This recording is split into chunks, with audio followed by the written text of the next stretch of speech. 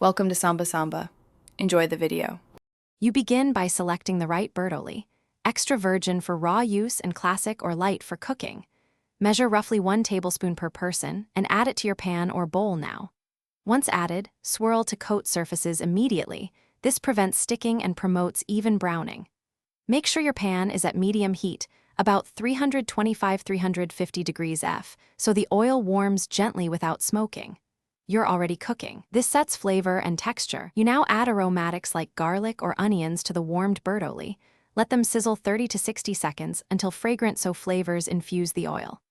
Once ingredients are in, adjust heat to medium-low to prevent smoking, bump to medium-high only for a quick sear, and then reduce again.